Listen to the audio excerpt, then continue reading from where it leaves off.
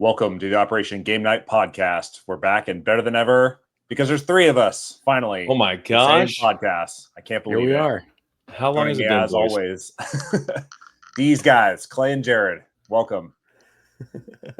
Hi, Travis. Hi, Hello. Travis. I'm We're excited. here. I'm excited that we're all here together today. We are talking about a very exciting game called Star Wars: The Deck Building Game, Clone Wars Edition. Oh my God. Nothing gets me going quite like a deck builder. This one is great. Nothing gets me going like Star Wars IP. So Okay, so I'm fired up. For those Get us going. that don't know anything about this, this is published by Fantasy Flight Games. It is a kind of reskin, re-implementation of Star Realms, which is a two-player only card battling deck building game. And for those that are unaware, this is a new re-implementation of the Star Wars deck building game standalone edition. And this is a expandalone, meaning that you can take these different factions and mix them in to compete against the other factions in the core Star Wars deck building game. Or you can play this on its own. You can buy this box. It is complete on its own. And this one is just as good as the last one, if not better. So in this game, what you are doing is you are building cards, buying them from what they call the Galaxy deck, which are these either neutral or faction-based cards out in the middle. You're earning resources. You're doing combat. You're influencing the force to either your side or the opponent's side. And you are playing these cards to these different, opponents' ships or bases, or to cards out in the galaxy row that can do damage and earn you eventually blowing up the enemy's bases, which is the end game condition. So core game is, Empire versus Rebels. So you got lots of characters like your Darth Vaders, your Luke Skywalkers, your Leias, your, Boba Fett's, all that good stuff, right? Classic Star Wars. Somehow, no droids in the original set. That was like a glaring omission. No C-3PO, no R2-D2. Where are the droids? Not It one. seems like a pretty blatant omission.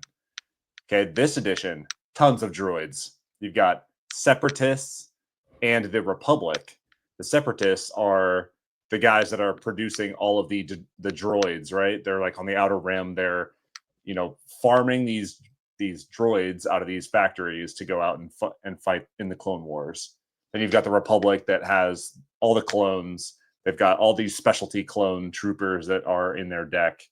And this game is so sharp and so perfect. I really enjoyed the original one, but this one just implements everything so much cleaner. There was a kind of a big complaint when the first game came out that unless you played one of the extended versions of the game, which means that you're playing to more of so you win the game by blowing up the opponent's bases, right? You've got a little deck of bases that are cards that each have special abilities. And I have to kind of fight my way through all of their like protecting ships that are surrounding their base to get to their planet. That's really what the base is. And when I can do enough damage to those planets, which are, anywhere between 10 and 16 damage, I blow it up and I take their card, their base card, put it in front of me. That's kind of my scorekeeper. And once I blow up 5 planets, then I win the game. And in the original game, the big complaint was the Empire. The Empire, unless you're playing one of the more extended versions, the Empire just rolls over the Rebels. This game feels so much more balanced than the original, and the cards do some really cool stuff that, that I feel like was implemented better in this one, and just more interesting abilities. You've got cards that play off one another. I felt like there was really good balance between like the cards that you're playing in your hand or the ones that you are like building your deck with versus playing against cards in the Galaxy row. So like the bounty hunters, tons of bounty hunters in this one. I found so many times when I was playing a card that said like, if there's another bounty bounty hunter in the galaxy row, it gets +2 combat or whatever the bonus was. Stuff like that like really occurred very often, and it just felt so much more engaging. And I don't know, I just felt like this one had a lot more life to it. Are you guys familiar with this game, Clay? I know that we've played it before. Heck yeah, we've played it, Travis. I remember really liking this game when we played it, and I'm not alone. I think one of the things that was like universally like praised about this game is that galaxy row, Yeah, and the fact that there's like they're facing different ways. yeah, So like if you're able to buy the card, you see the cost for you to get this card on your side. And then the person sitting across from you sees the cost of how much it would take to defeat that card. So you can be like, there's no way I want Jared to be able to buy Anakin. So I'm going to spend my turn defeating Anakin from the galaxy row.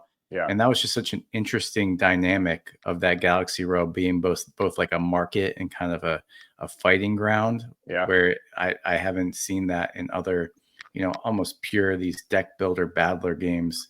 There's quite a few of them out there, but that was kind of the hook of this game that really kind of set it apart from some of the other ones.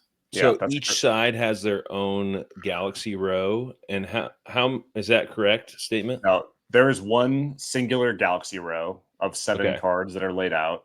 Then you've got a pile of outer rim pilots, which are kind of just a freebie. Like, I have nothing else to spend my money on. I'll get that. But in the galaxy row, the cards are colored differently depending on which faction you're playing as. Okay. So you kind of orient them towards whichever faction is going to be able to buy them. Yes. The cool thing is, upside down on the other side is a bonus with a health. So like if I'm playing as the Separatists and the Republic has something that they could buy, but I want to destroy it, I have a bonus that is facing me. So if I can do enough damage to it, not only will I prevent the Republic from getting that card, I will also get a bonus from it, whether it's resources, additional combat power. I can influence the Force. I can exile cards, which means like kind of thin out my deck. So there's like this really cool push and pull on this galaxy row, and you can feel it like when you flip a card and like Count Dooku or something comes out, and it's like the big boy card. Like somebody's going to have serious pull.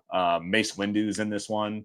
When you flip over Mace Windu and he's out there sitting at 8 health or whatever, and 10 attack power or whatever, like people are hyper focused on that, and you might be able to like out strategize and like kind of sneak some additional moves while your opponent is focusing on procuring that or destroying it.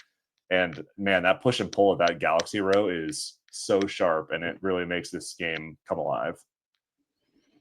Yeah, well, and the other cool thing was you just mentioned it again. I don't know if you talked about it in the overview you gave, but that force tracker, right? Yeah. Like you can be, I can't remember exactly. It's been a while since we played it, but like, do certain abilities become active when you have the force more on your side versus the other? Yeah. So the force track is something that is set on the side of the board, and it's just this kind of sliding scale that's tracked by a little cube. And the Republic will start with the force all the way on their side. And it's kind of a way to balance that starting couple of turns, because the Republic takes some time to get going.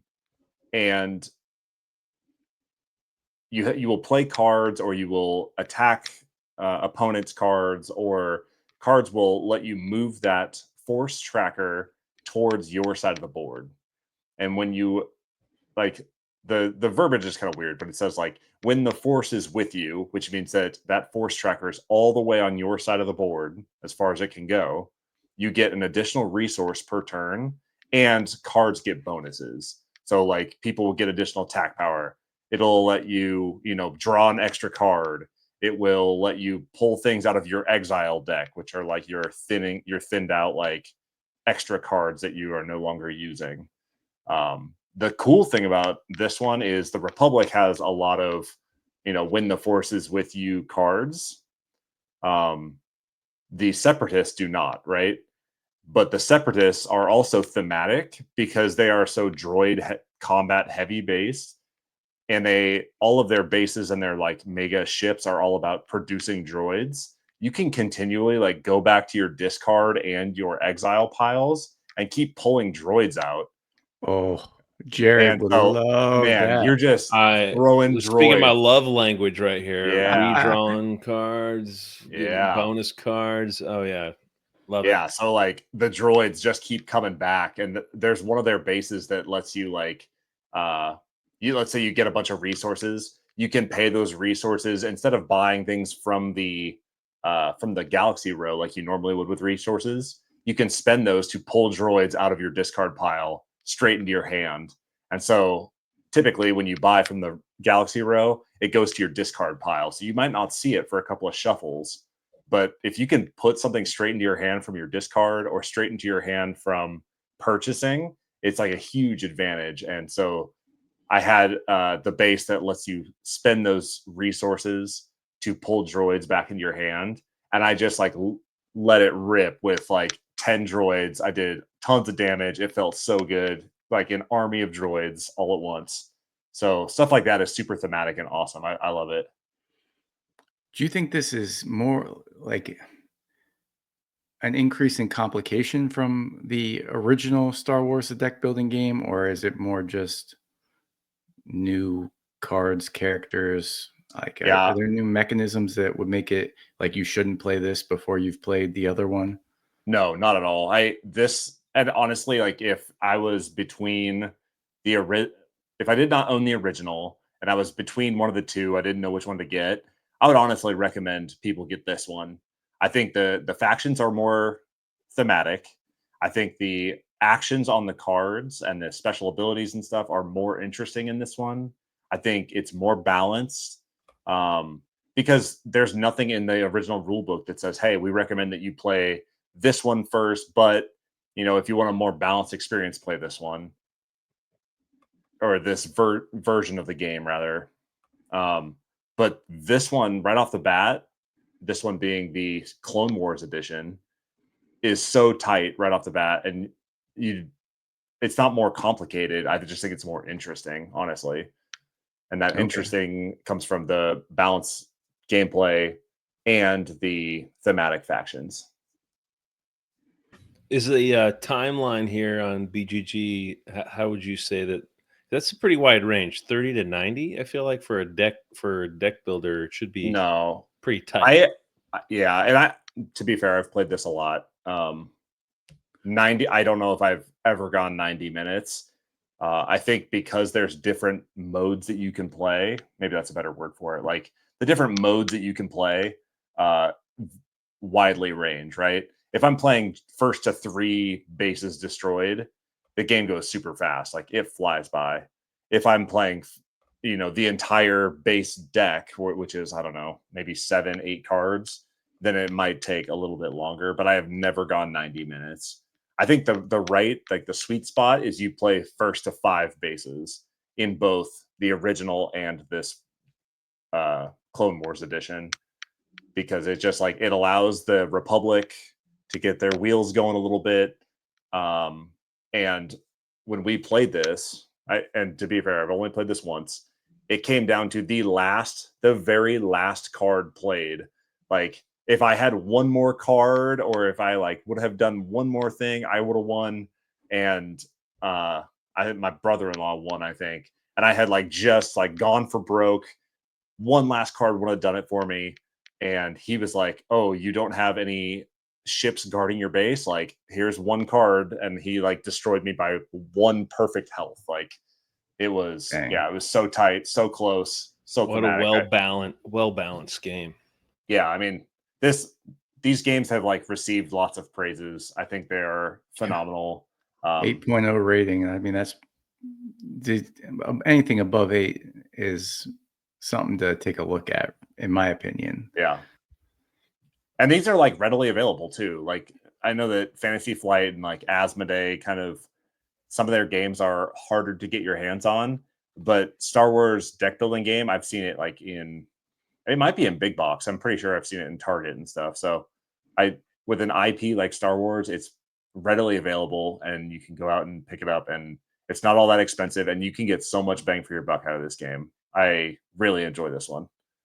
Now, how was the play? All right, you played it with your, what you said, brother-in-law? Yeah.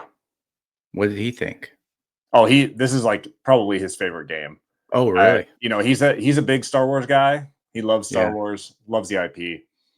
He is very passionate about the Clone Wars, particularly. Oh, Loves the Clone Wars. Like, he got a the Venator ship, like the big red Republic ship, and he was like so hyped up. He's like, I'm going for the Venator. Like, spent all of his resources on it. Like, he's getting all excited about all the characters when they came out. That's perfect. The funny thing about this one, you had it pulled up earlier, but Jar Jar Binks is a free card. Does not cost any resources. And what you do is when you play him, yep, there he is. You can play him, and then when he's done, you can like throw him into your opponent's discard pile to like clog up their deck. And you're just like passing this like Jar Jar Binks card back and forth.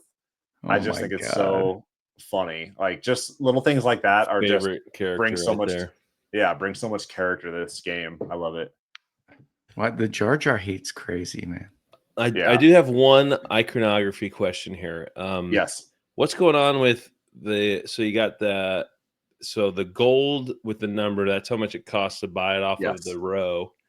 What are the numbers underneath it? Like, those are the bonus powers, I'm guessing, underneath. Yeah, so each card has a cost associated with it, which is the gold number. Then you've got 3 kind of categories. You've got attack, you've got resources generated, and you've got impact to the force. So like, you look at Ayla Sakura right there. She's got 2 attack power. She will influence the force towards you once, so you can move it 1 space on the scale towards you. And then she's got a special ability in the bottom, like in the actual text. And so when you play a card, you can gather resources if it generates resources. You can use its special ability, and you kind of like turn it sideways to say like, I've used this special ability, and then you can allocate her for attack as well. And so like, you get all the benefits of it, and it's just kind of like an order of operations thing that you kind of keep track of, but it's really not all that complicated. You're playing 5 cards out of your hand at any given time. And sometimes like the Separatists will end up with more as you're buying droids or whatever, but they're not all that complicated. And the rules are very simple. The cards, I think, explain it very well. There was one actually with Obi-Wan Kenobi that we got a little hung up on, but the internet is undefeated, and we looked it up real quick, and it was like an easy fix. So dude, I would recommend this game to anybody that likes deck builders, anybody that likes Star Wars. This game is like great for beginners. Star Wars, the Clone Wars edition. I already own the base game, and I'm probably going to pick this one up eventually because I just think this game is so tight and so perfect. Wait, this was your brother-in-law's game? Yes. Oh, wow. He ordered it. Nice. He ordered it to my house because he loves this game so much. So he ordered this just to play with you? Yes. Wow. And he's going to keep it then. Oh, I'm sure he will. I'm sure that's when you know you've made it, when people are ordering board games to your house to play with you, so then they can take it away. That's right. You have you've peaked, really. Yeah, really what he did was just he wanted to play a game, and he's like, Travis will teach me this game. Yeah. But I taught him the original Star Wars deck building game, and he was like hooked immediately. Like, every time he came over, he wanted to play that game. And I'm like, oh, but I have all these other like cool 2-player games. He's like, no, we're going for Star Wars. So this is like his jam. And I love playing this one, so I don't mind it at all. Yeah, online adaptations? Any online adaptations? No, I don't think so. That it would be smart. I'm sure it's on a tabletop simulator or whatever, but man, the box is like so small. It's relatively inexpensive. It's worth picking up and just keeping on a shelf because this game is so great. Jared, if you want to come close to this, you should definitely check out Star Realms, the app. Like, it is similar enough that you'll get a feel for like, I don't know if you've ever played just like a combat centric deck builder like this, where it's just kind of like building up your own little battle engine and just cycling through the cards. But I mean, Star Realms is a lot of fun. Pokemon has always been since I was a young lad. Yeah. Download Star Realms and play it. You'll dig it. And you play Star Realms, and then this is just, in my opinion, just Star Realms, but a little more interesting. Yeah. And I feel like more engaging because you actually like know these characters or have some frame of reference for who they are versus like a bunch of random aliens from Star Realms. So the blob fleet or whatever the heck it is in Star Realms. That is a great digital adaptation though, is that Star Realms app is really good. So yeah. So that was Star Wars, the deck building game, Clone Wars edition. Did we do it? I think we did it, but I just have one just quick thing. Can I just quickly go over to the fence and just let you guys know I am fully committed for World Series of board gaming. I bought my ticket and I have a seat at the table of Lost Ruins of Arnak. Oh, yeah, nice. It's happening, boys. It's happening. I'll see you in Vegas. I'm so excited. God. We need to talk logistics, guys. Yeah, okay. We do. Well, not on this episode. No, not on this episode. We'll save the people. All right. Well, that was awesome, Travis. Thank you. Yeah. Hope you guys enjoyed. This has been Operation Game Night. I have been Travis. He has been Clay. He has been Jared. We're all together finally at last. And we're out.